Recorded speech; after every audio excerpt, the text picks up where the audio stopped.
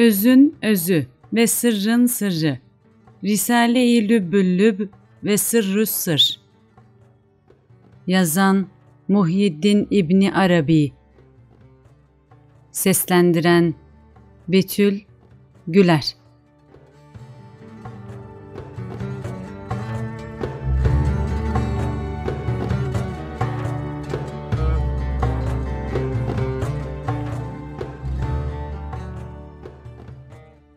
Hazreti Şeyh'in Fütuhat-ı Mekkiyesinde anlatmak istediği husustan bir tanesi şudur.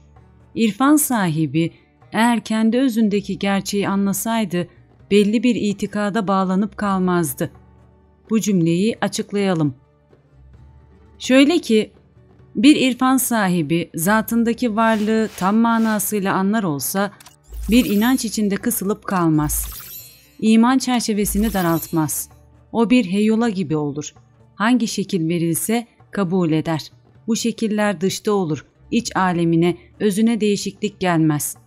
Kendi sınırında arifi billah, aslı neyse öyle kalır. Her türlü itikadı kabul eder ama dışta çizilen hiçbir itikatla bağlı kalmaz. Zati olan ilim, yani ilahi bilgide yeri neyse öyle kalır. Cümle itikadın özüne vakıf olur. Dışını değil, içini görür. Özünü bildiği şey, dıştan hangi libasa bürünürse bürünsün, onu tanır. Bu baptaki çerçevesi geniştir. O, itikatların dışta giydiği kisvelere bakmadan, aslına bizzat erer ve her yüzden müşahedeye koyulur. Tecelliyat-ı hüda iledir her iki cihan, hak cemale nazar eyle, istediğin yandan. Bir hadisi şerifte şöyle anlatılır. Cennetlik kimseler makamlarına kavuştukları zaman Yüce Hak azametini ve kibriyasını gizleyen perdeyi aralar ve "Ben sizin yüceler yücesi Rabbinizim" buyurur. Daha açık manasıyla şöyle buyurur. Yıllarca "ah görsem" diye arzulayıp sızlandığınız pek yüce Rabbinizim buyurur. Hakkın bu tecellisi olmaz iş gibi gelir, inkar ederler. Haşa ki sen bize Rab olasın diyerek feryada başlarlar. O anda tecelli 3 defa değişir. Her defasında onlar yine inkar ederler. Sonra Yüce Hak onlara Rabbinize dair aranızda bir işaret var mı diye hitap eder. Evet var. Cevabını hep bir ağızdan verirler. Artık bundan sonra herkese zannı, itikadı, anlayış kabiliyeti nispetinde tecelli olur. Bu tecelli sonunda sen bizim yüceler yücesi Rabbimizsin deyip kabul ederler. Bu müşahede için şu hadis-i şerif vardır. Siz Rabbinize mehtaba bakar gibi bakıp seyre dalacaksınız. Hal böyle olmasına rağmen ehli irfan yüce hakkı ilk tecellide tasdik ederler. Çünkü onlar cümle itikadı benimsemiş, her tecelli için yetenek kazanmışlardır. Bugün her kim görür yarın, gören onlardır yarın. Orada ne anlar sevgiliden, onlar burada körlerden. Bu manayı biraz daha açalım. Evet, Hazreti Kur'an'da şöyle buyuruldu. Bu alemde ama olan, öbür alemde dahi ama olur. Yani her kim ki burada mana gözünü açamadı, öbür aleme göçünce aynı şekilde ama olur. Dolayısıyla ilahi tecelliyi görmek ona nasip olmaz. Hak Teâlâ Hazretlerinden beklediğimiz şudur ki cümle kullarını taklitten, gösterişten, öteye geçemeyen itikattan saklaya, bu gibi şeylere bağlı kalmaktan koruya. Burada şöyle bir soru sorulabilir. Marifet haline yeteneği olana kendi hakikatini anlamak ne şekilde olur? Bu soruyu şöyle cevaplandırmak mümkündür. Ona gerektir ki kendi hakikatine vakıf bir arif bula. Onu bulduktan sonra candan, gönülden bağlanıp huylarını huy edine. İrfan sahibinin aslını bulabilmesi için bu yolu tutması gereklidir. Şu ayet-i kerime bu manayı anlatır. Ona götürülecek vesileyi arayınız. Maide 35. Bunun tefsiri şöyle olabilir. Beni bulmuş kullarım vardır. Bana varmak dilerseniz onları izleyiniz. Onlar size bir vesile olur. Bana ulaştırırlar. Hal böyle olduğuna göre o zatlara hizmetle kişi zatına arif olur. Nereden gelip nereye gittiğini anlar, bulunduğu makamı da sezer. Bu aleme gelmekteki gayeyi şu kutsi hadis bize anlatır. Bir gizli hazineydim, bilinmek istedim. Halkı da bilinmem için yarattım. Bu emir böyle ama hakkı bilmek kolay iş değildir. Ta ki kişi nefsine arif oluncaya kadar. Bunu da şu hadisi şerifte bize anlatır. Kim nefsini bilirse yaradanını bilen o olur. Aksi dahi böyledir. Ehli anlar. Bu hadisi şerife havas ve avamdan birçokları akılları yettiği kadar mana vermişlerdir. Havas katında bir mana inşallah beyan olunacaktır. Yalnız bu makamda 7 şekil müşahede edilmiştir. Kendini bilmek, insanın kendini bilmesi için verilen mana şekli. Bir kimse kendi cisminde, cesedinde olan cüz'i ruhunu anlarsa ki buna konuşan nefis dense de olur, hali böyle olan birinci mana şekli içindedir. Bu makama terakki adı verilir. Vahdet ehline göre nefis, kalp, ruh, akıl ve sır hep birden tek şeydir. Ancak değişik şekil aldıkça ayrı ayrı itibar edilir, birer isim verilir. O konuşan nefsin cismi ve canı yoktur. Cesedin dışında ve içinde bir yönetici olur, tasarruf eder. Fakat ne mekanı ne de bir nişanı vardır.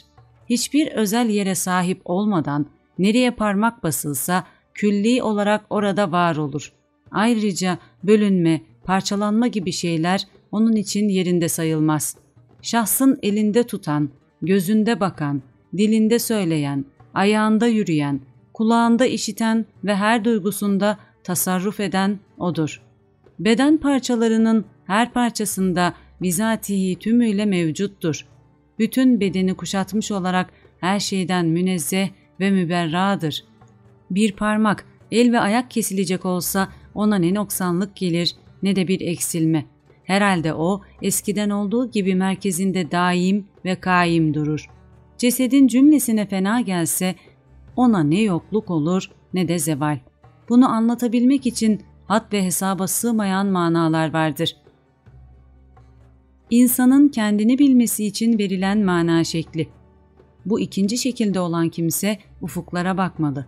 Yani afakta olan külli nefse nazar eyleye.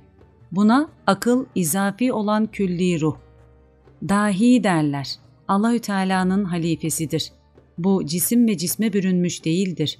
Yerin ve semanın dışında dahi değildir. Bütün mevcudatı kuşatır. Onlarda tedbir ve tasarruf eder. Ona nispetle üstünlüğün en üstüyle altın en altı eşittir. Her mertebede zatıyla mevcut olur. Parçalanmaya ve bölünmeye gelmez. Gök yıkılsa, yer çökse onda bir hasar olmaz. Mesela dünyayı aydınlatan güneşe ne zarar gelir ki? Alemde ne kadar evler, saraylar yapılsa hepsine ondan ışık hasıl olur. Ancak her ev bacasına ve her saray penceresine göre ışık alır. O evlerin çökmesi, sarayların yıkılmasıyla güneşe bir şey olacağı akla gelmeyeceği gibi ona da bir şey olmaz. Hak Teâlâ her ne kadar insan ve hayvan yaratsa o cümlesinde tedbir ve tasarruf edebilir. Canlılardan ne kadarı ölürse ölsün o izafi ruh ne haldeyse o halde daim ve kaim olur. İşte o ruha sahip olan afaka nazar eyledikçe bu halleri bilirse ikinci şeklin ne olduğunu anlar. İnsanın kendini bilmesi için verilen mana şekli. Bu makamda olan dahi yükseliş elde ettikten sonra gerekir ki cüz'i, tabir edilen ruhunu külli ruhta fani ve yok görmek suretiyle izafi ruhta zinde ola. Yani ruhun külli ruh, aklın külli akıl olduğunu hakkal yakin müşahede ede. Sonra cüz'i deyimleri ata. Her şeyin bütüne bağlı olduğunu anlaya. İşte üçüncü şekilde budur. İnsanın kendini bilmesi için verilen mana şekli. Sonra o kimse bu makamda yükselmeye devam ede. Kendi ruhunu izafi ruhta yok olmuş bula. İzafi ruhuysa hakkın zatında mahvolmuş göre. Parçalardan ve bütünden dahi halas ola. Bunlar olunca bütün işleri hakkın fiilinde, bütün isim ve sıfatı hakkın isim ve sıfatında, ayrıca bütün zatları da Hakk'ın zatında fena bulmuş ve yok olmuş göre. Bu görüşünde sağlam olunca ilmel yakin tabir edilen tam müşahede haline erer. Ondan başka varlık yoktur. Varlık cübbesinde ondan başkası yoktur. Manalarını da hal edinerek, tadarak anlar. Ayrıca bugün mülk kimin? Vahid, kahhar olan Allah'ın. Mealini taşıyan ayet-i kerimedeki manaya da anlayış peyda ettikten sonra dışta haktan gayri şeylerin mevcut olmadığını irfan yoluyla sezer, anlar. Buraya kadar 4 şekil anlatıldı. Bunları şöyle özetlemek mümkün. Zikri geçen şekillerden biri enfüs, iç varlık, afak, dış varlık, enfüs ve afakın bir olması ve anlatılanların hepsi Yüce Hakk'ın zatında eridi, yok olup gitti. İnsanın kendini bilmesi için verilen mana şekli. Burası öyle bir makamdır ki buraya kadar anlatılan dereceleri birleştirip hepsini bir görüp müşahede etmek gerekir. Bu dereceye erene İbnül Vakit tabiri kullanılır. İnsanın kendini bilmesi için verilen mana şekli. Bu makamı bulan zat her şeye ayna olur. Bu makamın yolcusu yolunda zatından gayrını göremez ve her şeyi kendine bağlı bulur. Ve cübbemin içinde Allah'tan gayrı yok. 2 cihanda benden başkası olabilir mi? Der. Yani her şey ona ve her şeye o bir ayna olur. Belki ayna ve aynadaki boya, yansıma dahi kendi olur. Bundan önce İbnül Vakit makamındaydı. Allah'tan gayrı mevcut yok diyordu.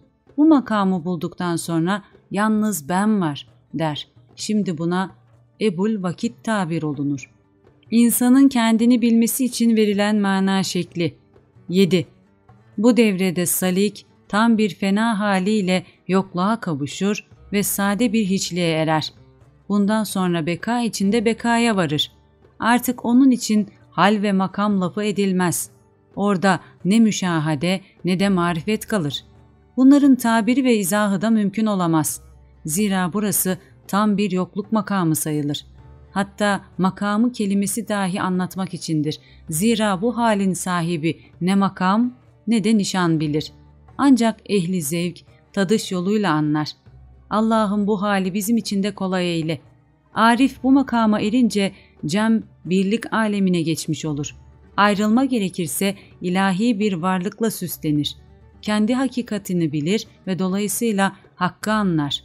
Bundan sonra zahirde anladığımız itikatların herhangi biriyle bağlanıp kalmaz, anlatılmak istenilen mana da budur.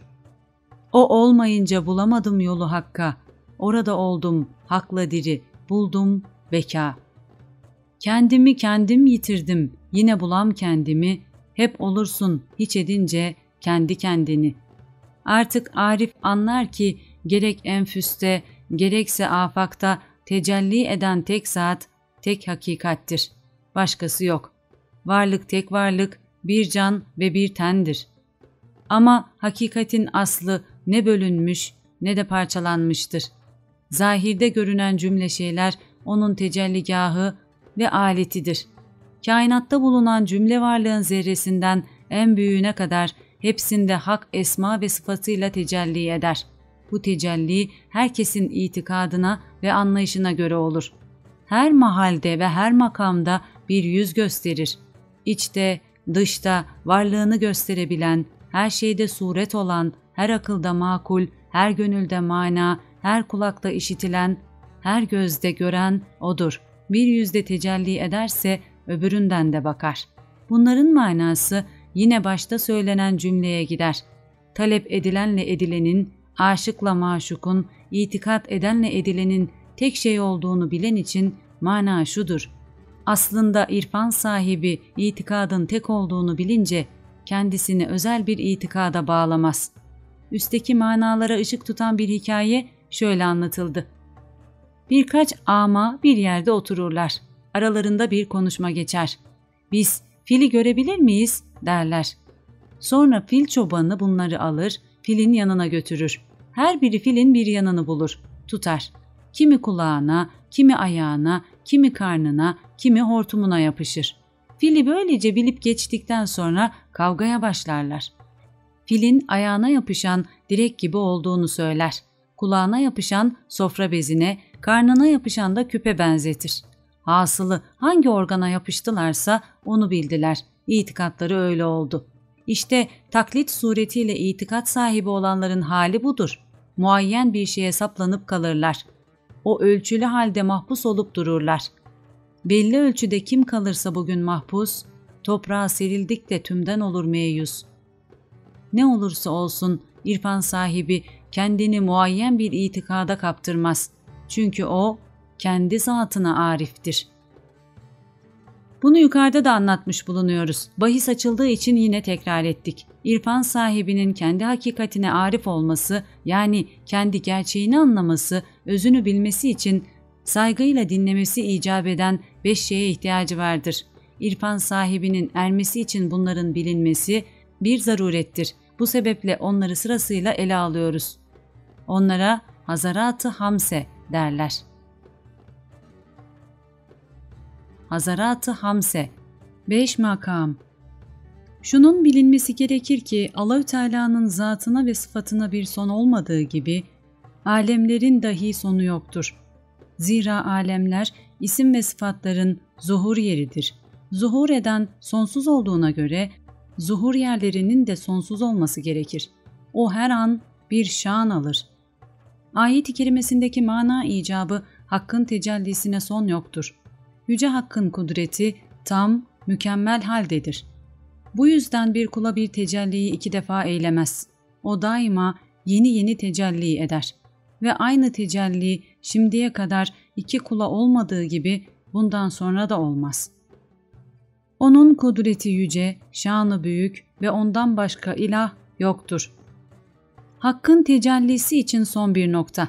Tecelli yerleri içinde de bir bitiş olmamakla beraber derler ki bütün olarak 18, parça olarak da 18 bin alem var. Bu görüşlerini İbn Abbas Hazretlerinden rivayet edilen şu hadisi şerife isnat ettirirler. Allah ondan razı olsun. Allahü Teala'nın 18 bin alemi var. Sizin şu dünyanız o alemin ancak biri sayılır. Bu alemlerin cümlesi anlatacağımız Hazarat-ı Hamse. Tabir edilen 5 bölümde toplanılır. 1. Gayb-ı mutlak. Bu makama mutlak gayb, lahut alemi, hiçbir ölçüye, şekle sığmayan lataayyün alemi, itlak alemi, mutlak, ama, yalnız vücut, mutlak varlık, sırf zat, ümmül kitap, mutlak beyan, engin bir nokta ve gayblerin gaybi derler. Nitekim Kur'an-ı Kerim'de şöyle buyrulur. Gaybın anahtarları onun katında olup onları ancak o bilir. Yukarıda zikredilen isimler yalnız bir mertebenin adıdır. Dolayısıyla Yüce Hak bu makamda tam bir izzet ve her şeye karşı istina ile anılır. Aslında bu makama isim, şekil, sıfat ve sıfatlanan sözleri yaramaz. Ama maksadı anlatabilmek için bazı tabirleri kullanmak icap ediyor. Zira bu makamda zat-ı ilahi her şeyden tenzih edilir. Çünkü henüz esma ve sıfat dairesine tenezzül etmemiştir. Bütün isimler Yüce Hakk'ın zatında yokluğa gömülmüş ve istihlak haline geçmiştir. Sunacağımız ayet-i kerimeler bu manayı anlatır. Gerçekten Allah'ın alemlere ihtiyacı yoktur. İnsan üzerinden bir zaman geçmedi mi ki o devirde insan anılan şey hiç değildi. Rabbin noksan sıfatlardan münezzehtir. Vasfını ettikleri her şeye karşı bir izzete sahiptir. Gelelim hadisi şeriflere. Allahü Teala öyle bir haldeydi ki onunla beraber olan şey yoktu. Gizli bir hazineydim. Bu ayet ve hadislerdeki cümleler anlattığımız makamın planını çizer. Ne olursa olsun Yüce Hakk'ın zatına arif, yani anlayış sahibi olana değişen bir şey yoktur. Evvel zaman neydiyse şimdi de öyledir. Hazreti Ali, Allahü Teala öyle bir haldeydi ki onunla beraber olan şey yoktu. Hadis-i şerif işitince şu anda dahi öyledir dedi. Hazret zikri geçen hadis-i şerifi adeta tasdik eder gibi konuşmuş ve hadis-i şerifin bir başka yüzünü açıklamış ve şerhini yapmıştır. Allah ondan razı olsun. 2. Alemi Ceberut. Bu makama Ceberut alemi, 1. taayyün, 1. tecelli, ilk cevher. Hakikati Muhammediye, izafi ruh, külli ruh, muzaf olan gayb ve Kitab-ül Mübin derler. Ümmül Kitap'ta her şey toplu görüldüğü halde Kitab-ül Mübin'de tafsilata geçilir. Ümmül Kitap zattır. Bu makama isimler alemi, ayan-ı sabite, mahiyet alemi ve büyük berzah derler. Bunların hepsi birinci mertebenin ismidir ama hepsi birer itibarla söylenir. Ehli için gizli sayılmaz. 3. Alemi melekut. Burası melekut alemidir. Misal alemi, hayal alemi, birincilik, ikinci taayyün, ikinci tecelli, sidre-i münteha, emir alemi, küçük berzah ve tafsil alemi dedikleri vakidir. Özetle şu mana dahi verilebilir. Ruhlara, nefislere has olan gizli alem. 4. Şuhudu mutlak. Buraya şehadet alemi, mülk alemi, nasut alemi, halk alemi, his alemi, unsurlar alemi, felekler ve yıldızlar ve mevalit alemi derler. Bunlardan murad, madenler, bitkiler ve hayvanattır. Arş-ı azimi de bu makamdan sayarlar. Cisimler aleminin hepsini bu makam kuşatır. Bunlar şehadet alemine ait tabirlerdir. Bu alemlerin dışında kalanlar cümlesine gayb alemi, emir alemi olarak iki isim verildiği de olur. Ayrıca gayb ve şehadet tabirini kullanırlar ve dünya işi, ahiret işi olarak da anlatılabilir. Aşağıda anlatılacak olan 4 alem 4 derya mesabesindedir. Onlar şudur: mülk, melekut, ceberut ve lahut alemi. Bu 4 derya ezeli ve ebedi olup evveli ve ahiri yoktur. Söze işin başından başlayalım. O zat deryasıdır. Buna lahut tabiri kullanılır. Gizli bir hazineydim. Bilinmemi istedim. Düsturuna göre zat-ı ilahi coşarak ceberut alemini zuhura getirdi. Buna izafi ruh denir. Alemi ceberut coşunca da melekutu zuhura getirdi. Melekut aleminin coşmasıyla mülk zuhur etti. Burada coşmadan kast zati meyildir ve o zatın iktizasıdır. Bu anlatılan işler göz açıp kapayıncaya kadar az bir zaman içinde olur. Belki daha da tez olur. Şu ayet-i kerime bu manayı daha güzel anlatır. İşlerimizin oluşu bir göz işareti kadar az bir zamandadır. Belki daha kısa bir zamanda. Bu bir emir işidir. Buna ol emri denir. Kainata göz işareti anı gibi az zamanda ol dedi. O anda her şey oldu. Olan işlerin hiçbiri yoktan zuhura gelmedi. Hepsi bir zati inkılaptan ibarettir. Yoktan oldu. Demeden kast, zatı zatında saklıyken isteğiyle açığa çıktı demektir. Zira ne var yok olabilir ne de yok var olabilir. Zat deryasında meydana gelen inkılap sayesinde alemler zuhur etti. Mesela denizleri düşünelim.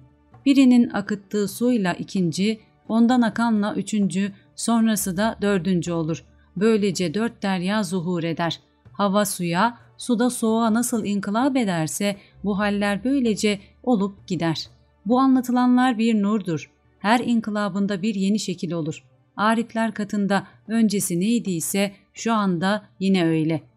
Anlatılan alemlerin cümlesi bir nur denizidir. Daima dalgalanır ve yeni yeni tecelliler olur.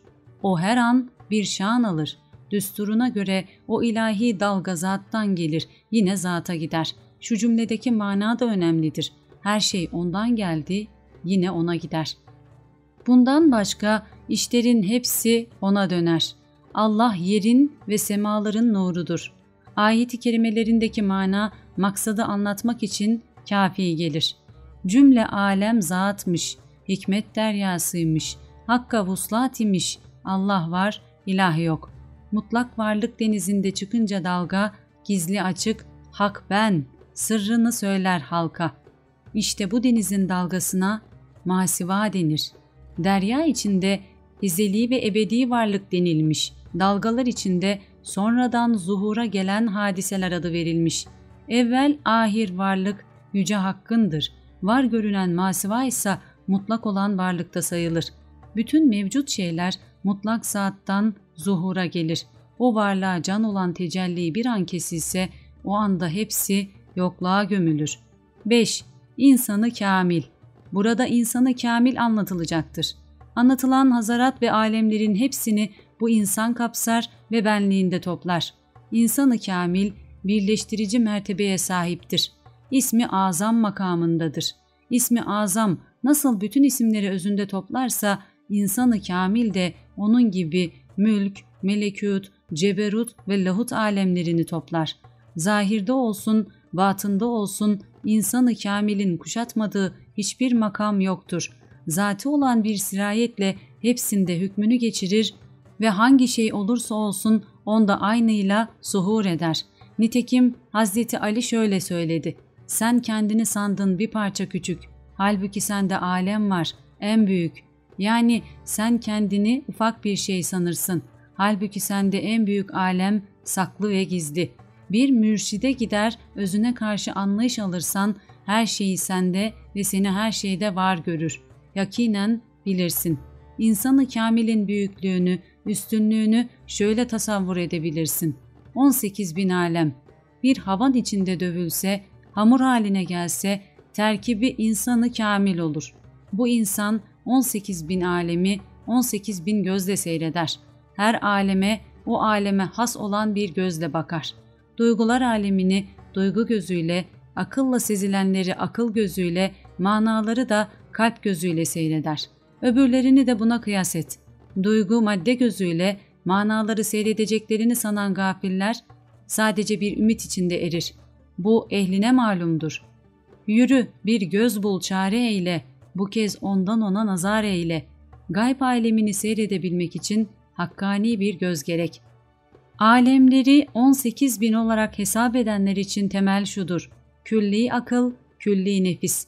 Bunlara levh ve kaklem de denir. Arş, kürsi, 7 kat sema, 4 tabiat unsuru ve 3 mevalit. Bunlar bütün olarak 18 eder. Teferruat itibariyle de 18.000 olur. Birçok büyükler böyle der. Gerçek durumda esas olansa alemlerin sayıya gelmeyeceğidir. Konumuza dair birkaç faydalı bilgi verelim. Şöyle ki, yeryüzünde bulunan cümle yaratılmışlar, sularda olanların ancak 1/10 sayılır. Yerde ve sularda yaşayanlar bir arada sayılsa, havadakilerin ancak 1/10 olabilir. Yerde, sularda, havada bulunan varlıklar bir arada sayılsa, 1. kat gökte yaşayan meleklerin ancak 1/10'ını teşkil eder. Yerde, sularda, havada ve 1. kat gökte yaratılmışlar toplansa, 2. kat gökte olanların 1/10'ını tutabilir. Bu kıyas 7. kat göğe kadar aynı şekilde devam eder. Ve 7 kat yer derinliğinde 7 kat gökte yaşayan melekler ve mahlukat ancak kürside olan meleklerin 1/10 sayısını tutar. Bir ayet-i kerimede şöyle buyrulur: onun kürsisi yeri gökleri içine aldı. Kürsi de 7 kat yerde, 7 kat gökte ve denizlerde bulunanlar arşın bir köşesine sığınan meleklerin 1/10'idir. Ve bu sayılanların cümlesi müheymin melaikenin 1/10 olabilir. Müheymin melaike yaratıldığı günden bu yana Hak cemalinin hoşluğunu seyirden bir an bile ayrılmamış, o cemalin seyrinde hayran olmuşlardır. Ne kendilerini bilirler ne de başkalarını. Henüz alemlerin yaratıldığından ve Adem peygamberin yaratıldığından haberleri yoktur. İblisin varlığını da bilmezler. Bunlardan asla haberdar değillerdir. Ruh adlı melek. Sonra Yüce Hakk'ın ulu bir meleği vardır. Başında hesapsız saç bulunur. Ona nispetle anlatılan melekler arş, ferş, bir insanın eline veya saçının teline takılan inci gibidir. Eğer Hak Teâlâ ona bir emir verseydi, cümle varlığı bir lokmada yutar ve boğazından zerre kadar bir şey geçtiğini bilmezdi. Bunun adı şudur: ruh. İnsanı kamil. İşte bahsi geçen cümle şeyler, melek ve felek, insanı kamilin kalbine konsa orada zerre kadar dahi tartı değmez. Hazreti Beyazıt bu makama varınca şöyle anlatmıştır: arş ve ondakiler milyon kere büyüse ve Arif'in kalbinde bir köşeye konsa orada bir şeyin varlığını duymaz. O gönül ki yerlere ve göklere, arşa ve kürsüye sığmayan, Yüce Hakk'ın azamet ve celalinin cümle zat ve sıfatının tecelli yeri olmuştur. Ona bu kadar büyüklük çok mudur? Bunu şu kutsi hadiste teyit eder: göklerime, yerlerime sığamam. lakin mümin kulumun kalbine sığarım. Burada müminden murat insanı kamildir. Kalbe sığmaktan muratsa o kalbin hak cemale ayna olmasıdır. İşte şu hadisi şerif bunu anlatır. Mümin, müminin aynasıdır. Birinci müminden insanı kamil, ikincisinden de Yüce Hakk'ın zatı kastedilir. Açık manası insanı kamil, Hakk'ın aynasıdır cümlesi olur. Büyük Mürşid Muhyiddin Arabi, Füsusunda kalp azametini haber verirken Beyazıt Hazretleri'nin beyanına da değinmiş, şöyle demiştir. Onun açıkladığı mana, Arif'in cisimlere nispetle büyüklüğüdür. Burada ben de şöyle derim, şu sonu olmadığı anlatılan varlık için kendisini Yaradan'a bakarak bir son bulunur. İş bu haliyle anlatılan varlık, insanı kamilin kalbine konmuş olsaydı onun ağırlığını duymazdı. Hazretin anlattığı azamet, sayı ve hesaba gelmeyeceği gibi vehim ve kıyasa sığar cinsten de değildir. O zevke dayanır. Allahü Teala o zevkleri cümlemize nasip eyleye. Hazreti Bayezid bu makamda şu şiiri söylemiştir. Sevgiyi kadeh kadeh aldım. Ne şarap bitti ne ben kandım. Bu makamda anlatılan sevgi aynen sevilendir. Bu şiiriyle Hazret kalp mertebesinden haber vermiş ve onun genişliğini anlatmıştır ki bu ehline malumdur. Tefsir gerekirse şöyle denir. Kalp aynam, ezeli ve ebedi sevgilinin tecelli ve feyizlerine mazhar oldu. İlahi feyizler birbirini takip ederek inip gelmekte ve kalbim onu kabul etmektedir. Ne sevgi bitti ne de kalbimin kabulü tükendi. Tükenecek gibi de değil. Bunları anlatmaktan gaye insanı kamilin azametini ve mertebesini açıklamaktır. Dolayısıyla Yüce Hakk'ın yüceliğini. İnsan keyfiyetini bilemedikten sonra nasıl ezel sahibi Cebbar Allah'a vara? Cümle ağaçlar kalem, denizler mürekkep, insanlar bu gözle göremediğimiz melekler, cinler de katip olsa, insanı kamilin hallerini anlatıp bitiremezler. Zamanları dünya kuruluşundan kıyamete kadar uzasa bu faslın yüzündeki ince zarı dahi atamazlar. Bu fasla işaret olarak şu ayeti kerimeyi zikredelim. Söyle, denizler mürekkep, ağaçlar kalem olsa Rabbimin kelamı bitmeden tükenir, bir misli daha gelse yine tükenir. İnsanı kamilin bir adı Elif Lam Mim'dir. Nitekim Kur'an-ı Kerim'in başında Elif Lam Mim, şu kitap var ya onda şüphe yoktur buyrulur. Bir hadisi şerifte insan ve Kur'an ikizdir buyrulur. Burada insandan murat insanı kamildir. Burada ikizden kast aynı batında doğan ikiz kardeş manasına gelir. Hasılı yukarıdan beri ne anlatıldıysa hepsi birbirinin aynasıdır. Lahut'un aynası Ceberut, Ceberut'un aynası Melekut, Melekut'un aynası Mülk'tür. Bunların hepsine ayna insanı kamildir. İnsanı kamil Allahü Teala'nın halifesidir ve kendini gösteren bir aynadır. İlahi varlığı kainatı gösteren bir aynadır. İnsanı kamilin özünde olmayan hiçbir mertebe yoktur. Elde olmayan sebeplerle söz uzadı. Sadede gelelim. Esas mevzu Muhyiddin Arabi'nin şu cümlesi üzerineydi. İrfan sahibi eğer kendi özündeki gerçeği anlasaydı belli bir itikada bağlanıp kalmazdı.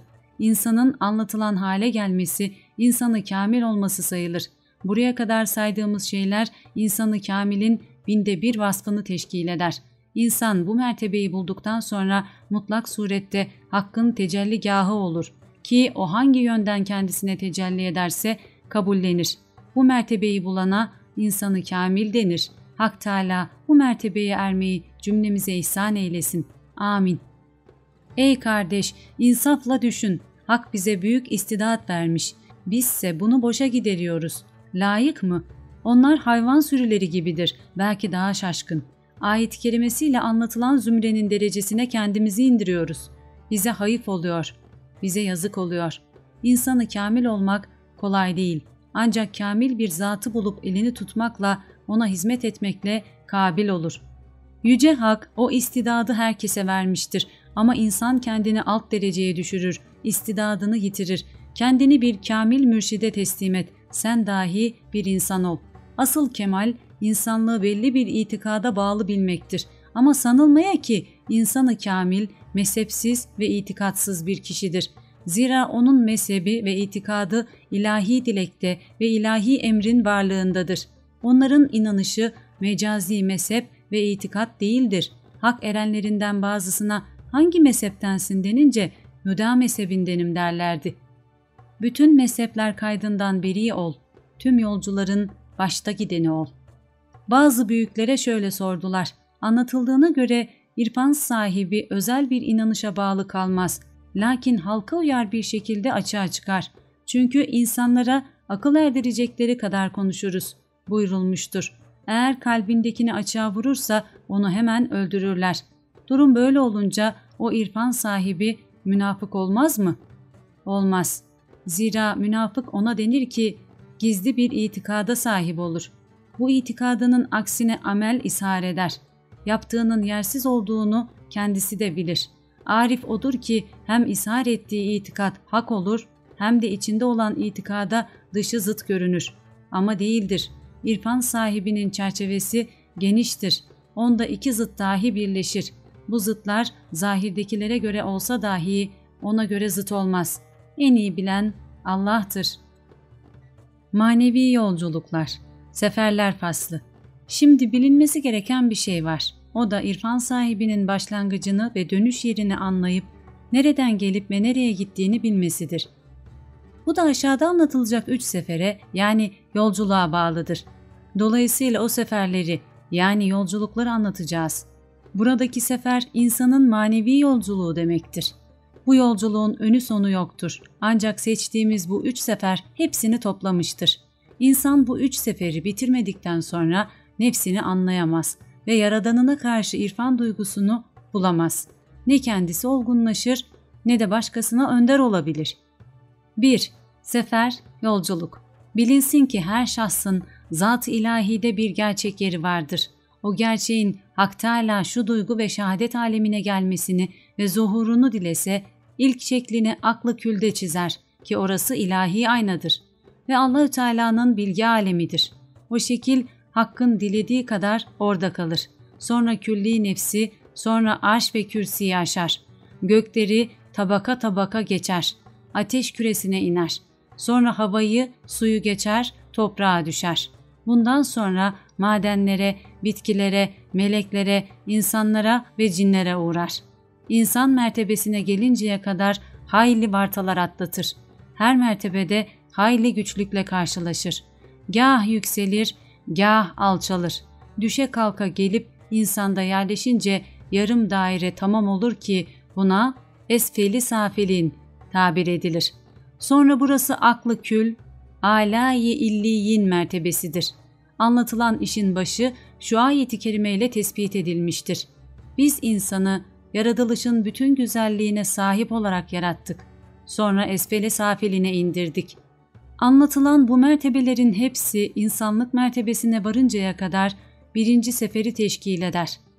Eğer insan geldiği ve döneceği yeri anlamadan bu yolculuğa katılır, sadece seyir ve sülükle meşgul olur, yalnız başlangıç noktasını bulursa cem alemini bulmaktan uzak kalır, ayrılıkta sayılır.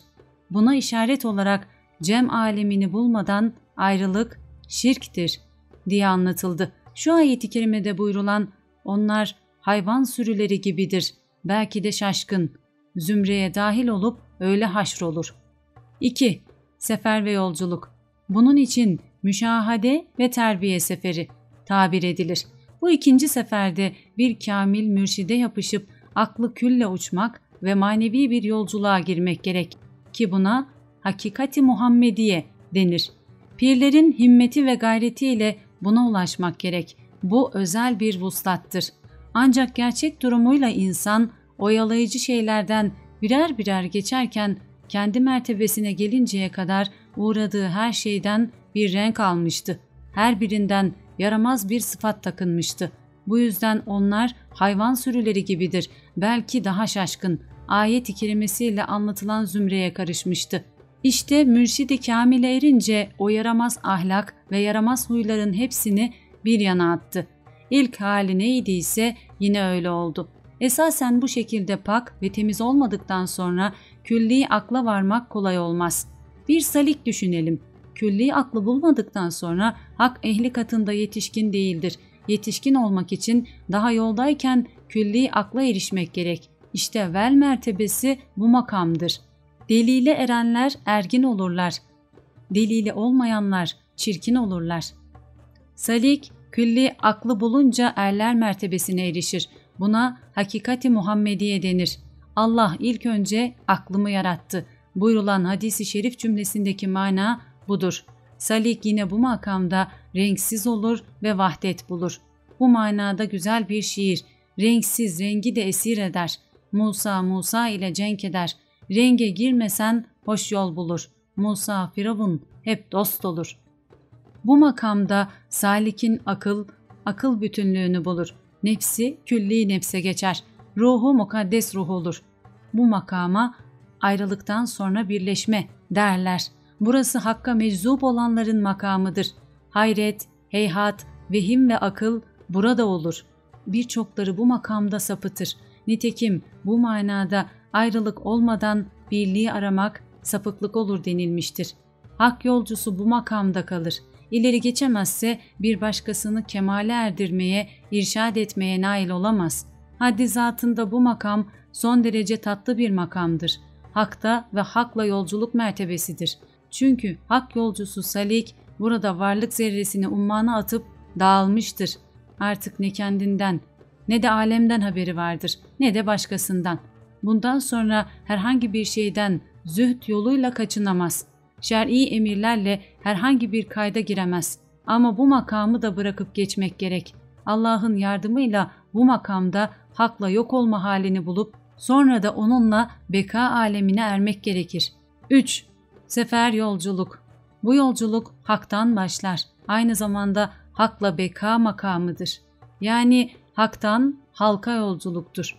Birlik alemini bulduktan sonra ayrılık haline geçiştir. Açıkçası bu yolun yolcusu irşad için manevi bir inişle beşeriyet kisvesine bürünüp bulunduğu makamdan halk arasına karışır. Nitekim Peygamberimiz ben de sizin gibi beşerim buyurdu. Bu makamda yemek, içmek, uyumak, nikahla kadın alıp evlenmek vardır ama hiçbirinde ifrat veya tefrit olmaz. Tam itidal ve istikamet vardır. Ne ifrat ne tefrit olanda doğru yol odur bu meyanda. Bu mertebeye eren iffet ve istikamet sahibi olur. Dini hükümlere zahiren de bağlıdır. Onlara tamamen uyar. Ancak farz ibadetler dışında bazı çeşitli ibadetlere bağlanıp durmaz. Hem kesret aleminde hem de vahdet aleminde daimi salat içinde bulunur. Dış alemi halka yanaşık, iç alemi ise hakka yapışıktır. Bu zatı anlamak halk için hayli güçtür. Zira bu halk zahirde kimin ibadeti çoksa, zahiri, zühdü ve takvası çoksa onu kamil bilir. Halbuki kamil insanın olgunluğu bu zahirdeki duygu gözüyle görünmez. Onu görmek için hakka ulaşmış göz gerek. Hasılı kamil olanı yine kemale eren görür ve bilir. Bu daire cem aleminden sonra hasıl olan fark dairesidir. Hz. Ali şöyle anlattı. Cem alemi olmadan fark, şirk, cem alemi sonunda fark olmazsa zındıklık, cemi farkı bir bulmak da tevhid sayılır. Bu üç makam anlatmak istediğimiz şeyin manasıdır. Ayrıca ayrıntılara girmeye gerek yok. Kamil zatın bu fark makamına inişi terakki sayılır. Bu makama gelince nefsine arif olur. Açıkçası kendini bilir. Esas varlığa bağlı olduğu için herhangi hususi bir itikada bağlı olmaz. En iyisini Allah bilir. Hal böyle olmasına rağmen Hz. Şeyh'in anlattığı gibi hiç kimseyi beslediği itikat dolayısıyla sorguya çekmez, karışmaz, inkar da etmez. Çünkü cümle inanışı benliğine sindirmiştir. Açıkçası irfan sahibi toplayıcı bir gözeyi anladı. Bu yüzden toplayıcı, hakikatin her itikat bölümünde bir yüzü vardır. Zira mutlak bir göze dedikleri o ariftir.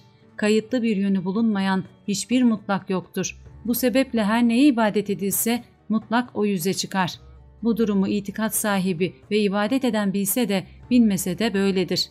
Şeyh Iraki şöyle der: Hak Teâlâ cümle eşyayı zatının aynı kıldı.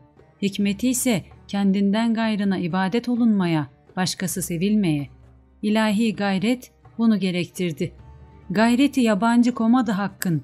Şüphesiz o aynı oldu eşyanın. Hak diledi ki eşyayı yarata, özünden gayrı komadı arada. Bu alemde tapanlar ona tapa, ki her yüzde görünen o, halk kapa. Ki insan iyi huyla kapabilir ve dar gönüller onunla yapılır. Yukarıda arz edilen hususlar şu ayet-i kerimenin bilinen mealidir. Rabbin hükmü şu ki, kendisinden gayrısına kulluk etmeyesiniz. Daha açık manasıyla ifade edilen mana şudur. Ey peygamber! Rabbin takdir ve hükmü şu ki, sevgide, övmede, senada ondan başkasını bilmeyesin, görmeyesin ve kul olmayasın. Zaten ondan başkasına ibadet mümkün değildir. Hatta puta tapanın tapışı bile sonuçta hakka varır. Çünkü onun varlığı da hakkındır. Bunu anlamak için cümle varlık, hakkın olduğunu anlamak ve bilmek gerekir. Sözümüz onlara aynadır. İşte irfan sahibi bu manayı anladıktan sonra ne muayyen bir itikada sahip olur, ne de diğer kimselerin itikadına sataşır, inkar eder. Zira cümleyi bir emir zincirine bağlı gördü. Kendisinin de emir ve iradeden başka bir şey olmadığını anladı. Mevcut, yalnız o. Yine o irfan sahibi. Herkesi mazhar olduğu isim tecellisi cihetiyle itikat ve edeplerini yerli yerinde gördü. Bir zerrecik yerinden kayıp oynasa, alem harap olurdu baştan ayağa. Her ne yana dönerseniz hakkın yüzü o yandadır. Ayet-i kerimesinin manası zahir olur. Yani zahirde ve batında cephenizi nereye çevirirseniz orada hakka çıkan bir yol vardır. Gerçekte o her an bir şan alır. Kaidesine göre makamlar ve mertebelerde bulunur. Her makamda bir türlü, her mertebede bir başka yüz gösterir. Her yüzde bir başka türlü güzellik, her güzellikte bir başka aşk, her aşkta bir türlü gamze, her gamzede bir türlü işve, her işvede bir türlü cilve, her cilvede bir türlü naz, her yerde de bir türlü başlama şekli vardır. Bu yüzden aşka müptela olup inleyen zatlar çeşitli hallere düşerler. Gâh kabz ve celal sıfatına mazhar olurlar, gâh bast ve cemal sıfatı tecellisinin mazharı olur. Zevk alır, zevke dalar, safa bulurlar. Gâh naza, gâh niyaza kapılırlar. Bu sıfatlar aşığın nazarında türlü türlü haller alır. Fakat o aşık hiçbirini itmez. Hal böyle olunca arif kendini nasıl muayyen bir itikada kaptırsın gitsin. Aşığın sevdiği mahbub hangi sıfatı takınsa, hangi libasa bürünse ve her ne şekilde tecelli etse katiyen gaflete düşmez ve tek yüzüne bağlanmaz. Ayrıca her yüzden onun güzelliğini gördüğü gibi tek yüze bağlanıp kalanları da mazur görür. Dairesi geniştir. İtikat faslında tek yüze bağlanıp kalmanın ilahi şuunattan biri olduğunu bilir ve ilahi isimlerden birinin gereği olduğunu kabul eder. Nitekim İzzet sahibi Yüce Hak bir ayetinde şöyle buyurdu. Yeryüzünde hiçbir canlı yoktur ki Hak onun nasiyesinden tutmuş olmasın. Kesin olarak bilinsin ki Rabbim sırat-ı müstakim üzeredir. Bu ayeti kerime Hud peygamberin dilinden anlatılır. Herkes bir ismin mazharı olup onun tasarrufu altında bulunur. Celal, Cemal, Hadi, Mudil bunların hangisi olursa olsun onun doğru yoludur. İtikat bahsinde de aynıdır. Bir kimsenin itikadı diğer şahsa göre ayrılık taşısa bile aslında mazharı olduğu isme binaen doğru yoldadır. Onun müstakim sıfatı odur. Mesela yayın doğruluğu eğri olmasından anlaşılır. Şaşkınlık Hakk'ın Mudil ismine göre doğrudur. Hadi ismi onu eğri bilse de yine doğru sayılır. İşte arif kişi bu manaya vakıf olduğu için hiç kimsenin dinine sataşmaz. Burada bir soru akla gelir. O sorunun cevabını kader sırrına aşina olmayan vermeye kadir olamaz. Ehli olana kolaydır. Sual şudur. Cümle ibadet ve diğer bütün ahval ilahi esma tecellisi gereği oluyor ve kulun da onları yapıp yapmamakta bir seçme ehliyeti olmuyor. Bunda anlaşılıyor ki herkes bulunduğu işi yapmaya mecbur. Bu da cebre girer ve zulüm olur. Cevabı şöyle olabilir. Yukarıda sorulan sorunun tahkik neticesinde iki durum hasıl olur. Bir defa mahiyetler önceden yapılmış değildir. İkincisi ise ilmin bilinen şeye tabi olmasıdır. Bu iki duruma vukuf peyda olunca az da olsa kader sırrına vukuf peyda olur. Beyan edilen iki şey aslına uygun şekilde anlamak icap eder. Onlara vukuf peydah olunca Allah'ın yardımıyla kader sırrına da nüfuz peydah olur. Çünkü bunlar anahtar mevkiindedir. Yukarıda mahiyetler diye arz edilen kelimenin manası şudur: eşyanın ilahi bilgi denizinde mevcut olan suretleri ama ilimle sınırlı suretleri. Mahiyetlerin bir adı da ayan-ı sabite olarak anlatılır. Orada Hakk'ın ilmi zatının aynıdır. Bu hal insanı kamil için dahi böyledir. Diğer bir itibarla da ilim zata aynadır. O mahiyetlere Hak'tan gelen feyiz yine onların zatında mevcut olan istidat ve kabiliyete göre gelir. İtikat ve diğer hallerde onun dışına çıkamaz. İsyan, küfür, itaat, bunların her biri o mahiyetin kabiliyetine göre istemiş olduğu şeylerdir. İstidadı nispetinde Hak'tan ne dilediyse o verilmiştir. Mesela buğdayda istidat, buğday olmak, arpanınki arpa, darınınki de darı. Diğerlerini de var, buna kıyas eyle. Eğer arpanın dili olsa ekene itirazla "Beni niçin buğday yapmadın?" dese, ikinciden alacağı cevap "Senin istidadın, kabiliyetin buydu" olur. Ayrıca arpa tohumunu ektikten sonra buğday ummak ahmaklık sayılır. Bu anlatılanlara göre herkesin mahiyeti, ayağını sabitesi ezelde her ne hal ve özellikte ise hangi ismin tecellisi kısmetine düştüyse bu alemde onu gösterebilir. Her şey ezelde verilen şekilde aşikar olur. İlahi bilginin ona bir tesiri yoktur. İşleri yerli yerince yapıcılara yemin olsun manasını taşıyan ayetteki kurala göre arif olanlar bu sırra vakıftır. Haddi zatında malum olan bir şey ne haldeyse ilahi bilgi onu ilgilendirir ve o esma ve sıfatın iktizası olarak zuhura gelir. Bilgi bilinene bağlıdır demeden maksat da bunu ifade etmektir. Kaza kader bahsi. Kazanın manası şudur: bütün eşya hak bilgisinde ne halde olmuşsa toptan o oluşan hallerine göre verilen hüküm. Kaderin manası şudur: her varlığın istidadı nispetinde parça parça sonra yapılacak tafsil üzere his ve şehadet alemine zuhur ederek gelmesi. O şeylerin zuhura gelmesi de niçin ve kimde zuhur ediyorsa onun istidadı nispetinde olur. Şöyle bir soru sorulabilir: buraya kadar yapılan beyanlardan anlaşıldığına göre olan her şey kişinin istidadına göre oluyor. Olan haller küfür, iman, itikat, hayır ve şer diğer çeşitlerindendir. Bunların cümlesi kimde zuhura gelecekse onun hal diliyle haktan talebine bağlı oluyor. Zatında mevcut istidat ve kabiliyete göre zuhur ediyor. Hatta söylediklerimiz dahi Hakk'ın yarattığı ve yaptığı oluyor. İstidadı veren dahi Hak'tır. Bu da bir mecburiyet olmaz mı? Üstteki sorunun cevabı şöyle olabilir: bütün itikat faslını inceleyen zatlar katında istidat yapılmış ve yaratılmış değildir. Zira bir şeyin mahiyetini yapma olmadığına göre onun zatında var olan istidat ve kabiliyeti de yapma olmaması gerekir. Mahiyet ilahi suretlerine derler ki onlarda henüz yapma ve yaratma faslı yoktur. Herkesin sabit durumu ne gerektirirse onu yapmaya mecburdur. İlahi kaderin sırrı böyle iktiza eder.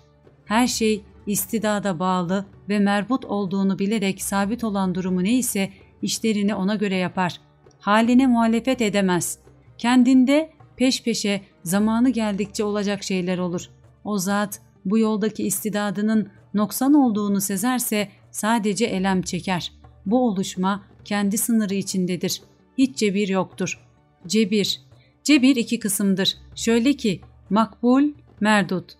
İman sahibi ilahi emirlerin cümlesine yapışıp yasakları terk ettikten sonra zatına has bir kudret ispat etmeden cümle işleri haktan bilmeli. Bu iyidir. İkinci cebirse kul bütün hataları yapar, ne yasak bilir ne emir tanır, bundan başka yaptığı bütün fesat işleri hakka atarsa bu edep dışı bir hareket olur. Bu türlü cebir gayet kötüdür. Bu makamda hayli sual ve cevap vardır. Onlar da ehline malum.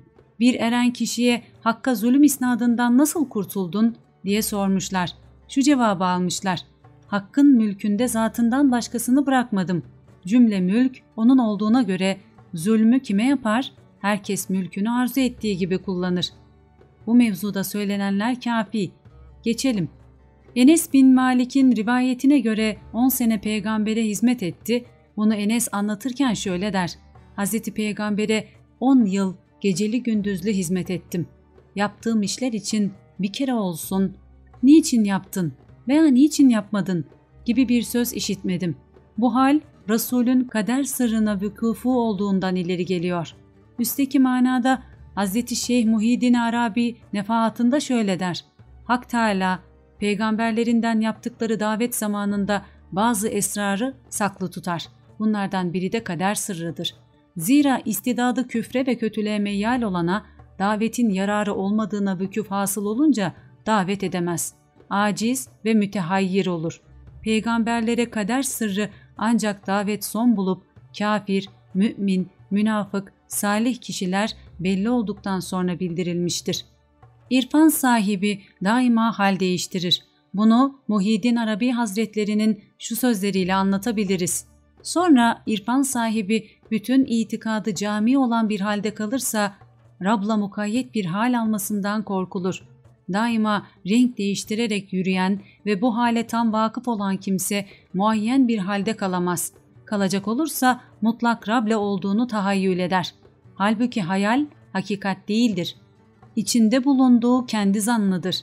Yani kendi tasavvurunda meydana getirdiği Rabbiyle olur. Cümle Rablerin Rabbıyla olamaz. İrfan sahibi her şeyin açık manasına vardığında, itlak ve kayıtsızlığa geçtiğinde hakkı o zanlı olarak kabul edip ibadet ederek mukayyede geçebilir ki bunda korku vardır. Zira itlak haline bağlanıp kalırsa korkudan emin olamaz. Bu korkulu hal ta yakin gelinceye kadar devam eder. Yakin ise zatıyla, sıfatıyla Hak Teâlâ'dır. Yakin.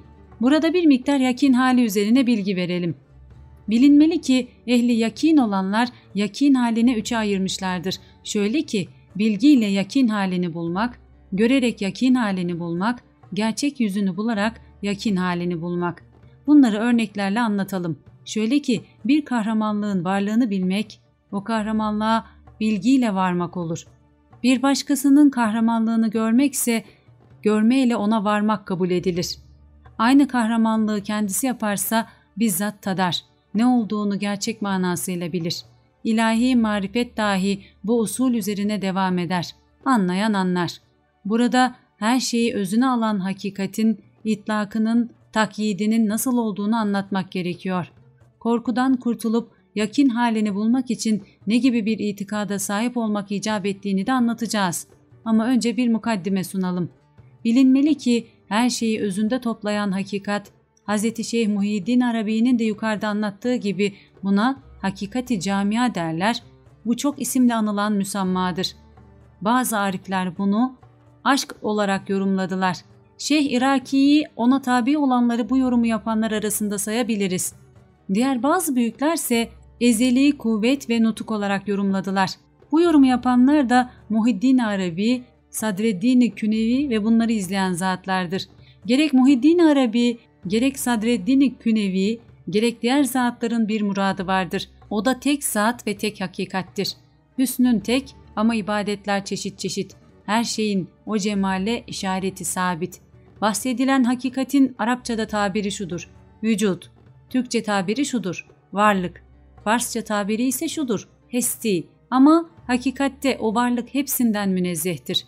Şu var ki anlatmak için vücut, aşk, nur, nefis, Rahman derler. Hepsinden murat bir zatın ismidir. O da şudur ki hak. Varlığı mutlak. Varlığı mutlak diye yorumlayanlara gelince onu bir kayda bağlamış olurlar. İtlaktan ve itlakla takyidin birleşmesinden o varlığın manasını çıkarmışlardır. Ama bu cümleden ve tenzihten bir başka mutlak itibar etmişlerdir ve tenzihten dahi tenzih etmişlerdir. Hatta o varlığı bir kayda iletirken bile yeni tenzih gerektir demişlerdir. Çünkü bu zevke dayanan bir iştir.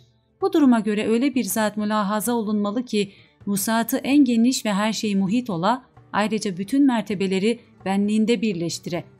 Bu anlatılan mertebelerin hem aynı ola hem de onların cümlesinden münezzeh ola. Bu takdirce hem mukayyet, hem mutlak, hem cami, hem münezzeh olur. İtlak hasebiyle izzet ve istina ile aziz ve her şeyden müstani olur.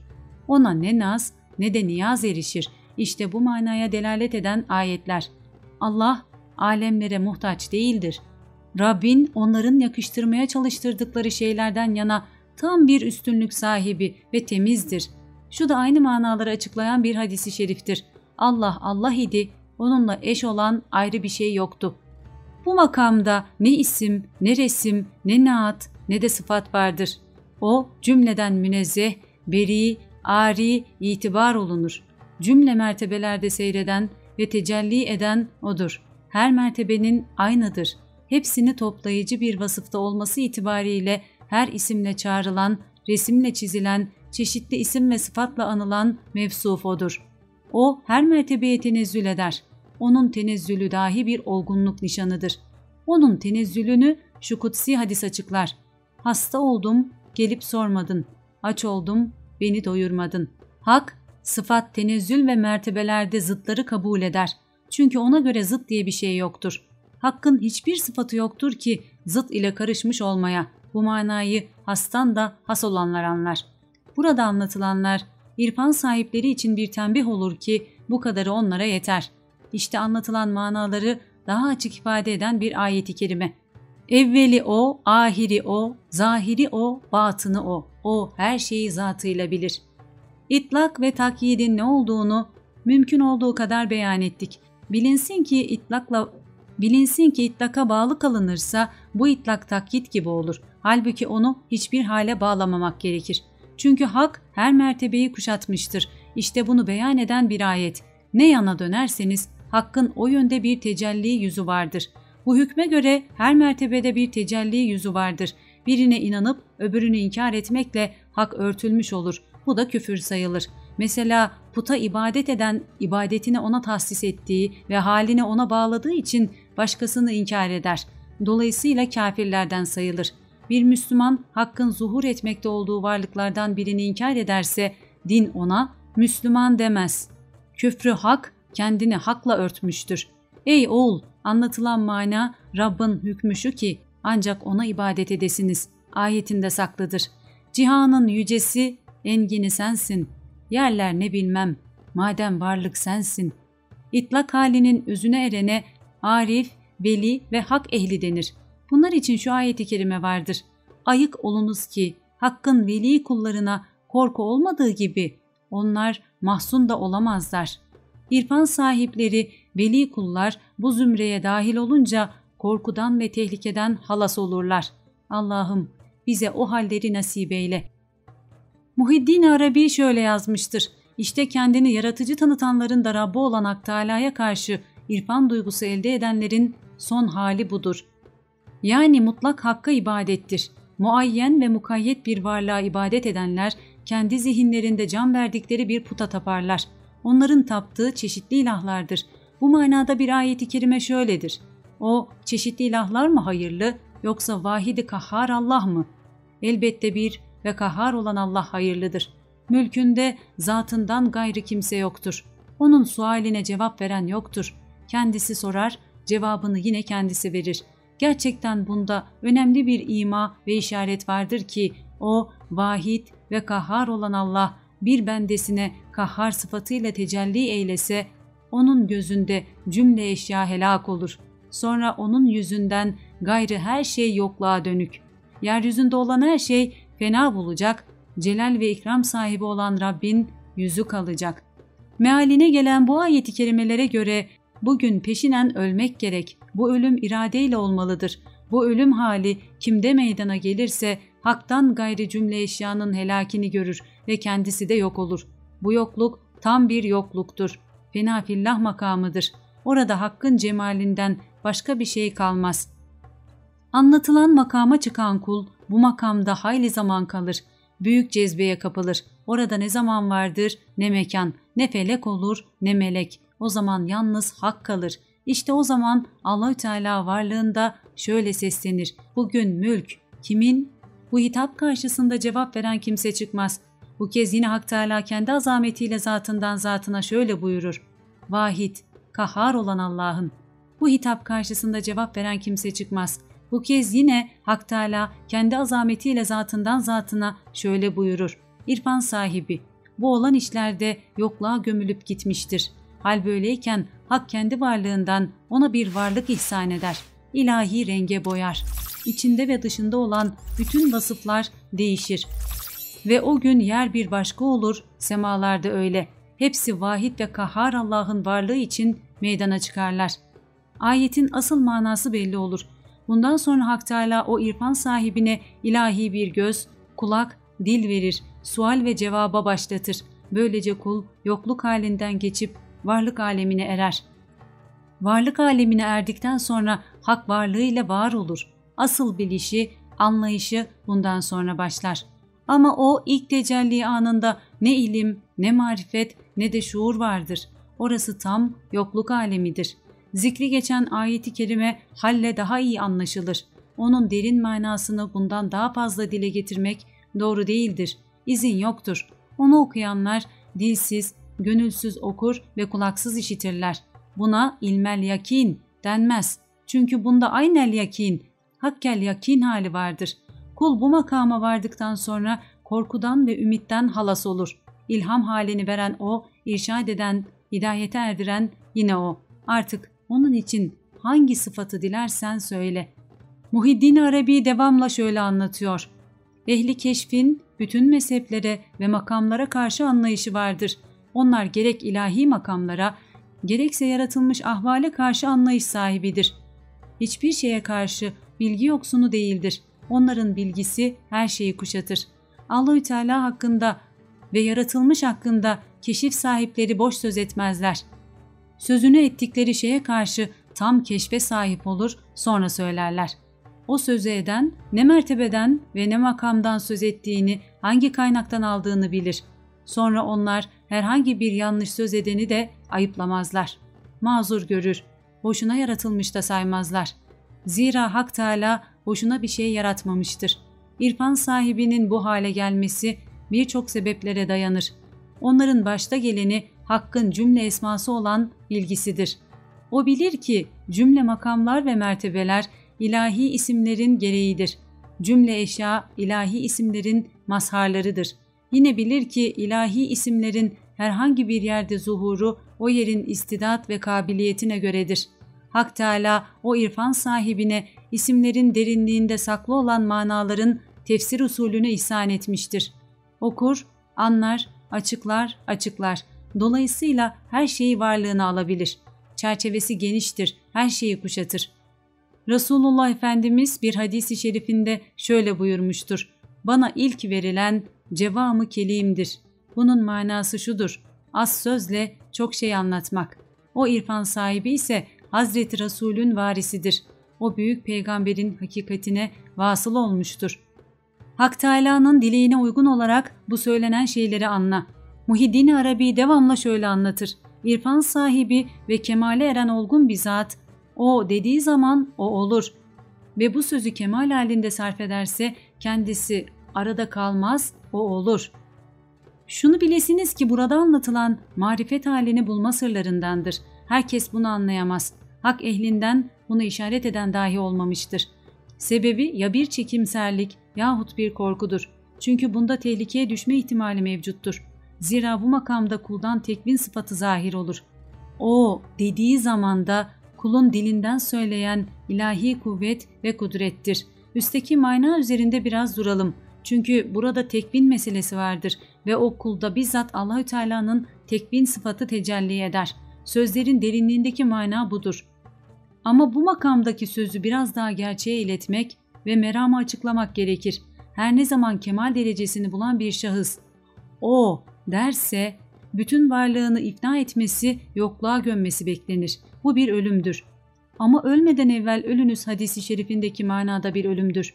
Kemal sahibi bunu yaptığı an iradeye dayanan bir ölümle zahir ve batın varlığından eser kalmadan başsız ve ayaksız kendini o dediğinin deryasına atar.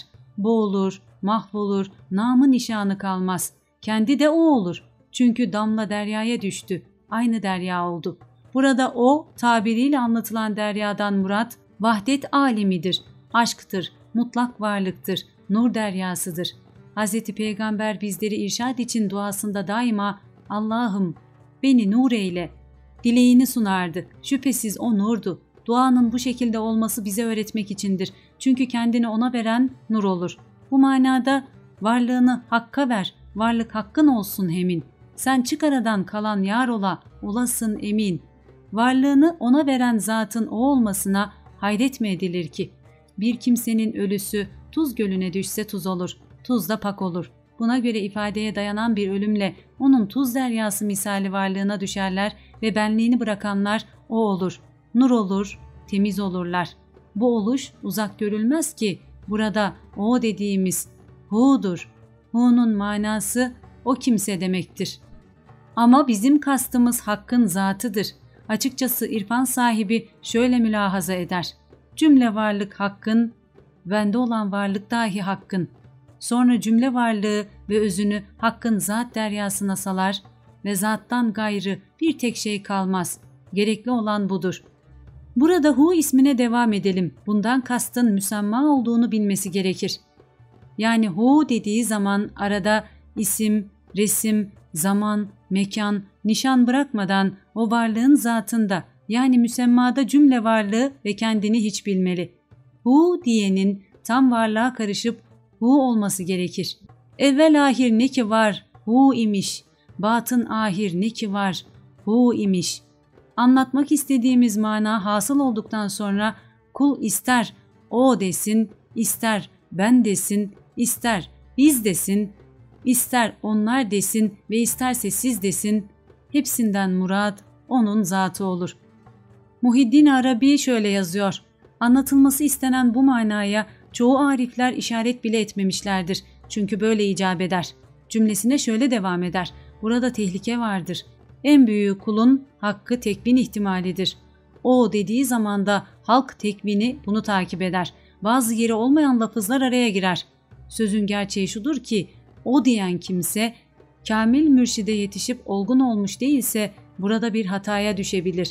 Daha açık manasıyla anlatalım.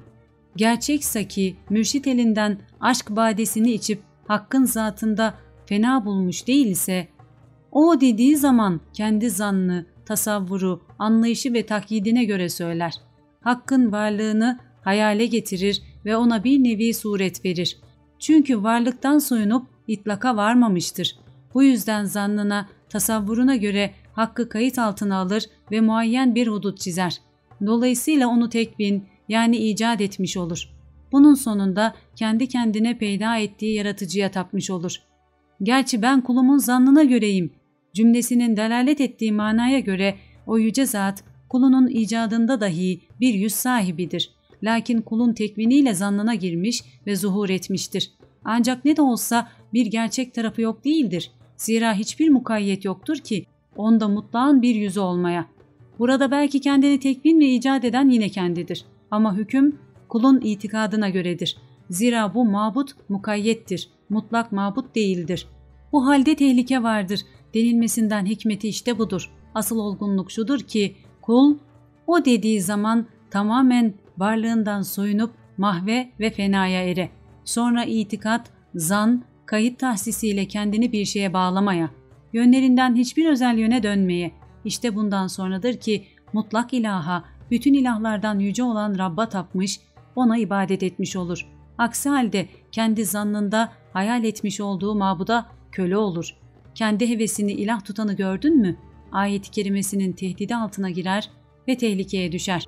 Tekvin hakkında. Burada bilinmesi gerekir ki tekvin tabirinin kısa anlamı şudur. Olayları ortaya çıkaran tecelliler. Kamil kişi odur ki nefeslerine dikkat ederek adeta gönül hazinesine bir bekçi ola. Orada durup yabancı kimseyi içeri koymaya. Gönül hazinesi hakkın kütüphanesidir. Oraya haktan gayri fikirlerin girmesine yol vermeye. Allah'a giden yollar yaratılmışların nefes sayısı kadardır. Hükmü uyarınca her nefeste hakka çıkan bir yol bulunur.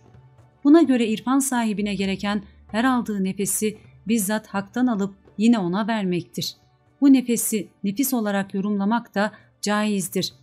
Buna göre insandan nefes veya nefis çıksa aslına döner. Onda renk yoktur. Kulun ameli, fikri neyse nefes veya nefis o renge boyanır. O libasla açılır. Herhalde gönlü hakkın rızasına uymayan şeylerden temiz tutmak gerekir. Kötü hatıradan pak eylemek icap eder. Zira kulun kalbi Hakk'ın hazinesi ve kütüphanesidir. İnsan dahi onun hazinedarıdır. Hak'tan gayri her fikir ve düşünce hırsız ve çetedir. Onlara gönül yolunu kapamak gerekir. Nitekim hadis-i şeriflerde şöyle anlatılmıştır. Müminin kalbi Allah'ın tecelli yeridir. Müminin kalbi Allah'ın arşıdır. Müminin kalbi Allah'ın hazinelerindendir. Müminin kalbi Allah'ın aynasıdır. Buna göre bir kimse Hakk'ın hazinesini çetelere kaptırır ve hırsızlara çaldırırsa hali müşkül olur. Zira hain sayılır. Hainlerin hükmünü de Allahü Teala'nın onları sevmediğini şu ayeti kerime bildirdi. Kesinlikle Allah hainleri sevmez. Yanınca gönülde Hakk'ın ışığı, kesilir ondan hırsızın ayağı. Hak yakınlığına ermiş kimselerde zihne gelen hatıralar, o hali bulmamış olanlarda açık cereyan eden söz ve işler gibidir. Hak yakınlığına ermiş kimseler yersiz düşüncelerden de sorumludurlar. Bir hadis-i şerifte beyan buyurulduğu gibi en ince konuyu dahi hatıra getiren kimse aynı incelikle sorguya çekilir. Bu yüzden iyilik yapan zatların yaptığı birçok iyi iş hak yakınlığına erenlere göre hata sayılır. Gerçekten Allahü Teala kulunun gönlüne zatından gayrının girmesine razı olmaz. Zira orası ilahi tecellinin yeridir. Bunu izah eden bir hadis-i şerif şöyledir. Gönül ilahi bir Kabe'dir. Her kim oraya haktan gayri düşüncelere yol verirse kalbini putlarla doldurmuş olur. Her ne kadar düşünceleri yaratan Allahü Teala ise kul gafleti sebebiyle sorguya maruz kalır. Bu bahsin tafsili şu ayet-i kerimenin manasında saklıdır. O her an bir başka iştedir. Bu kurala göre Yüce Hak daima ve her zaman yeni tecelliler gösterir. Her tecelliden kullar üzerine Hakk'ın emri nazil olur. Kullarına iner. Onların kalplerini ziyarete gelir. Hakk'ın emri yani tecellisi gizli bir misafirdir. Hak'tan gelir. Müminin kalbine konuk olur. O geldiği anda kulun kalbi Hak'la doluysa o misafir gönülde Hak'la karşılaşır. Kalpte mevcut hakikatle birleşir. Bu bahsi daha açık anlatan bir kutsi hadis alalım. Beni ne yerim ne semam aldı. Lakin mümin kulumun kalbi beni aldı. Bu kutsi bir hadistir. Manasını yorumlayan bir aşık şöyle bir dörtlük sunmuştur. Hakka bakan parlak incidir gönül. İsme müsemmaya mazhardır gönül. Bir şahin bir anka kuşudur gönül. Zatı Hakk'ın varlığıdır gönül. O ilahi emrin kalpteki hoş manayla birleşmesinden kutsi bir güzellik meydana gelir. Miktarsız ve şekilsiz geldiği gibi zatı Hakk'a gider. Sözlerindeki hikmet yine Hakk'a döner ve vasıl olur. Ondan geldi ve yine ona döner. Emre anlatılan manayı ifade eder. Bu geliş sadece ruh yoluyla değildir. Her şeyden münezzeh bir inişle olur. Gidiş dahi aynı şekilde olur. Münezzeh bir geri dönüşle olur. Bu geliş ve dönüşe ne feleğin aklı erer ne de meleğin. Ancak görürlerse her şeyden münezzeh bir nur görürler. Ötesini bilmezler. Hakkın gizli misafiri olan tecelli geldiği anda kul kalbini zikir ve fikirle meşgul eder. Yüce Hakk'ı düşünürse o misafiri ağırlamış olur. Şayet o tecelli geldikçe hak fikrini orada bulamaz da oradaki bir melekle karşılaşırsa onların birleşmesinden meleklere has bir suret hasıl olur. Ruhların geçtiği yoldan geçer. Sidreye kadar uçar ve orada karar kılar. Şayet o hak misafiri geldiğinde kalpte şeytani şeylerle karşılaşırsa bu sefer ateşli ruhani surete benzeyen bir hal ortaya çıkar. Adeta siyah kuş şeklindeki şeytanların geçtiği yoldan gider. Ancak ay altına kadar varır.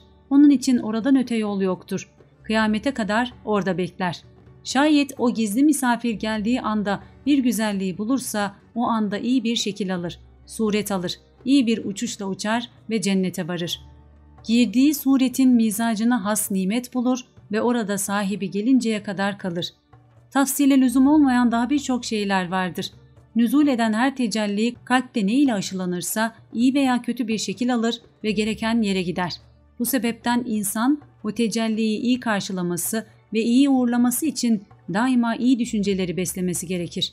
İnsan haddi zatında ilahi bir iş evidir. Hakkın zatı daima tecelli eder ve gerçek emirler kula iner.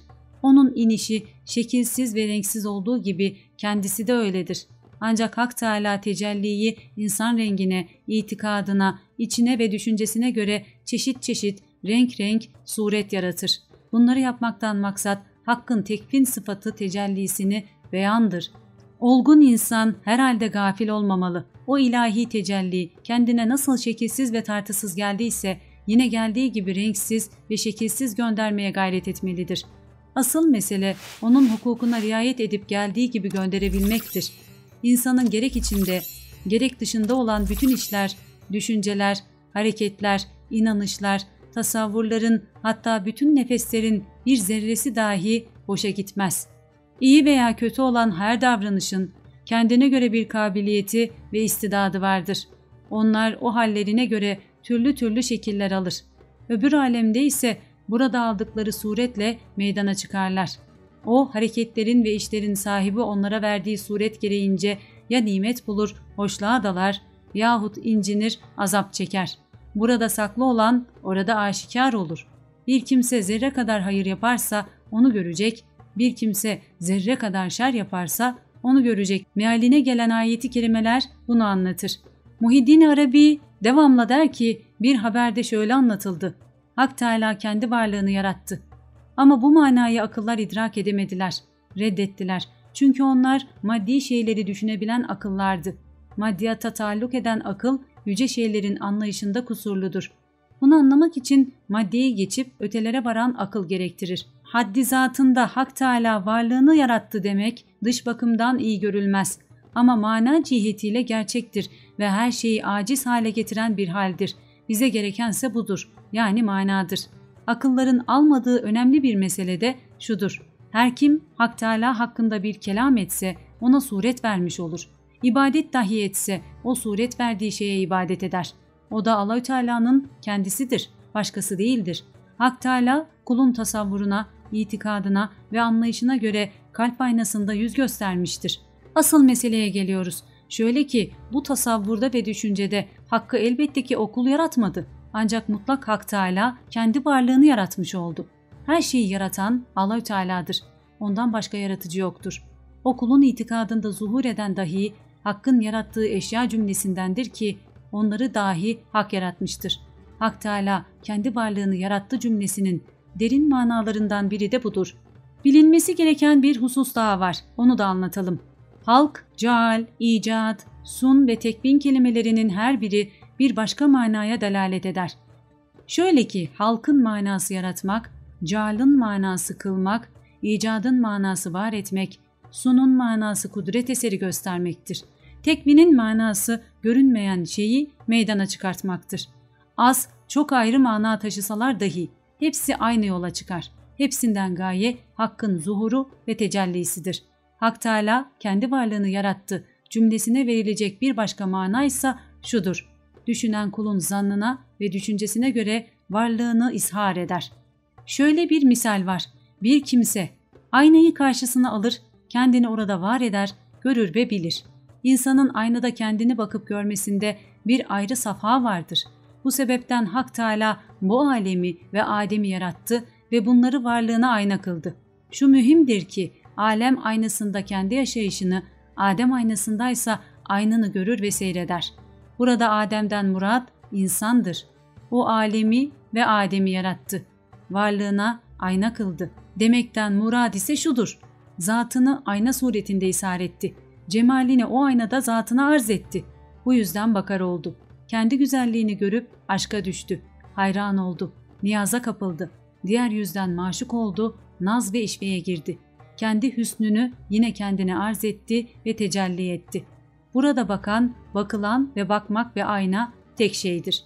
Bu insanı kamil, öyle saf, öyle temiz mutlak aynadır ki mutlak cemal olan Hak, zatını kayıtsız orada müşahede eder. İnsanı kamilin aynası Hakk'ın tecellisine göredir. Diğerlerinde olan tecelli kulun zannına, kabulüne ve istidadına göredir. Gerçeği söyleyen Hak'tır ve doğru yola hidayeti O verir. Muhiddin Arabi Füsus'un son kısmında önce anlatılan manalara uygun şeyler söylemiştir. Anlattığımız mevzu ile ilgili olduğu için buraya kısmen alıyoruz. Hazret şöyle der. Varlığına itikad edilen Allah, kulun zannına göre yapılan ilahtır. Bu bir sıfattır ki kulun kendiliğinden yaptığı bir ilah olup övgülerini de ona göre yapar. Hakkı kendi dar çerçevesine sokmuş olur. Bu sebepten kendi itikadına uymayan kimsenin itikadını kötüler. Sebep hakkın arzusuna değil, kendi zannına uymayışıdır. Eğer insafı olsaydı böyle yapmazdı. O kul böyle yapmakla kendine özel bir mabut yapmış olur ve kendine uymayan herkesi kötüler. Çünkü cahildir. Şayet Bağdatlı Cüneyd'in Allah ona merhamet eylesin dediği suyun rengi kalıbının rengidir cümlesindeki manayı anlamış olsaydı hiç kimseyle çekişme yolunu tutmazdı. Her itikat sahibine itikadını teslim eden bir irfan sahibi olurdu. Hak Teâlâ'nın her surette tecellisini görür ve bilirdi. O kendine özel bir mabut tasavvur eden kişi sadece bir zan sahibidir. Ne alimdir ne arif.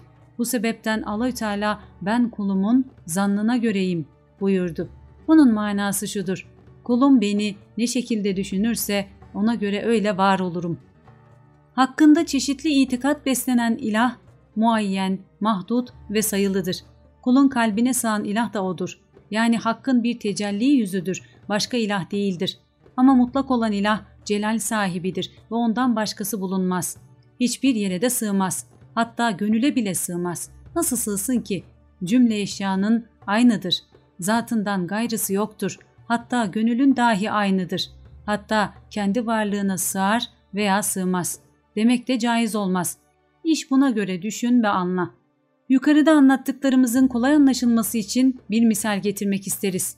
Bir sevgilinin güzelliğine bakılsa ve onun etrafına 100.000 ayna konsa o sevgili kaç 100.000 görünür ama aslında bir tanedir. Öyleyken aynaların kabiliyetine ve istidadına göre kiminde parlak, kiminde kederli görülür. Kiminde doğru, kiminde eğri büğrü olur. Bu hale göre bir kimse sevgilisinin bir aynada yüzünü görüp geri kalanları inkar etse arif olmamış olur. Arif olan cümlesini ikrar eder. Hangi aynada görürse tasdik eder. Hatta aynasız olarak dahi görür. Nice 100.000 göze gelen huri suretmiş aşikar. Kendi hüsnüne yine kendisi olmuş talepkar. Bu gibi misalleri fazla açıklamak gerekmez. İrfan sahibi ne kadar düşünürse ve ne kadar zevk alırsa o kadar misal bulur. Bir misal daha beyan edelim. Şöyle ki bir kimse güneşin ziyasını görmeden hayli zaman karanlık bir yerde kalsa, günün birinde o yerin etrafı renkli ve çeşitli camlarla açılsa, sabah güneşi doğunca o camların her birine ayrı bir ışık vurur. Bu ışığın dokunduğu her cama göre içeriye bir renk düşer. O zat ise güneşin rengi yeşildir, kırmızıdır diye türlü iddialara düşer. Hayal ve tasavvura kapılır. Ama irfan sahibi işin hakikatini bilir ve ona göre davranır. O bilir ki suyun rengi kabının rengidir. Yine bilir ki eşyanın cümlesine ışık tutan hakkın nurudur. Allah yerin ve semaların nurudur. Ayet-i kerimesi bu durumu pek güzel anlatır. İrfan sahibine göre iki cihanın aynasından görünen tek yüzdür. Hal böyleyken her arif bir başka kemale ermiştir. Bir kısmı şöyle der: sonunda Allah zatını görmediğim hiçbir şey yok. Bir kısmı da şöyle der: Allah'ın zatını içinde görmediğim şey yok. Bir kısmı da her şeyden evvel onu görürüm der. Bir kısmı da ancak Allah der. Bir kısım ariflerse Allah'ı ancak Allah görür der. Bu görüş meselesinden 5 şekil hasıl olur. İrfan sahibi bu 5 hali bulup varlığında topladıktan sonra 5 şekil daha hasıl olur ki onun ayrıntılarına girmek uygun değildir. Keşfi dahi haramdır. Arzu eden kimse kamil insanın eteğine yapışıp ondan talep etsin. Zira tatmayan bilmez. Kaidesi esastır. Yazıyla olmaz vesselam. Yardımcı haktır. Allahü Teala'nın yardımıyla eser tamam oldu.